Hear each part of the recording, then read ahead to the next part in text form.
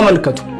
ታችሁ እንደው በኪዳነ ምሕረት ሼር አድርጉት፣ ይሄንን ቪዲዮ ላይክ አድርጉት። ማንም ሰው ይሄን ቪዲዮ የተመለከተ በሙሉ ላይክ እና ሼር ሳያደርግ እንዳያልፍ። ፀሐይን በጅሻከሽ ይቅርና ከሰው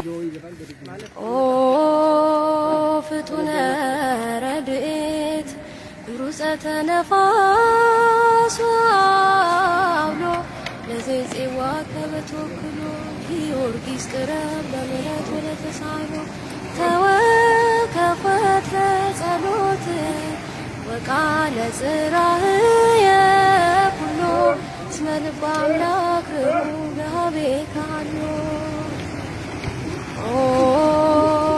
ፍጡነ ረድኤት ሩፀተ ነፋስ አውሎ ለዘይጼዋ ከበተወክሎ ጊዮርጊስ ቅረብ በምሕረት ወለተሳሎ ተወከፈት ለጸሎት ወቃለ ጽራህየ ኩሎ እስመ ልበ አምላክ ርሁብ ካሎ ፍጡነ ረድኤት ሩፀተ ነፋስ አውሎ ለዘይጼዋ ከበተወክሎ ጊዮርጊስ ቅረብ ለቁመበት ስፍራ እንሰግዳለን። መዝሙረኛው ዳዊት በመጽሐፍ እንዳለን ድንግል ማርያም ቆሞ ስላየን አምላካዊውን እንጀራ ያስገኘሽልን ድንግል ሆይ ርኵሰታችንን የሚያነጻውን የወይንን ጽዋ ላስገኘሽልን ላንቺ ምስጋና ይገባል። ሰማያዊውንም በግ እባቢውንም መሥዋዕት ለወለድሽልን ላንቺ ምስጋና ይገባል። ድንግል ሆይ ለበረከት የሚሆነውን ረቂቅ ምስጢር ላስገኘሽልን ላንቺ ምስጋና ይገባል። ድንግል ሆይ የሚታረደውን በሬ እርዱም ለሰርግ ሰዎች የሚሆነውን ለወለድሽልን ላንቺ ምስጋና ይገባል። ሰውን ከመላእክት ጋር ያስማማሽ ድንግል ሆይ ላንቺ ማገልገል ይገባል። የሰውንም ልጆች ሁሉ በኪሩቤል ምስጋና እንዲያመሰግኑ ያደረግሻቸው ድንግል ሆይ ላንቺ መገዛት ይገባል።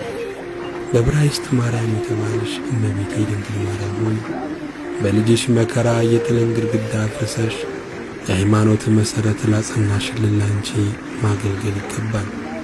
ድንግል ሆይ በአንድ ልጅሽ መስቀል ሰውን ለኃጢአት ከመገዛት ባርነት ነፃ ላወጣሽው ላንቺ ምስጋና ይገባል።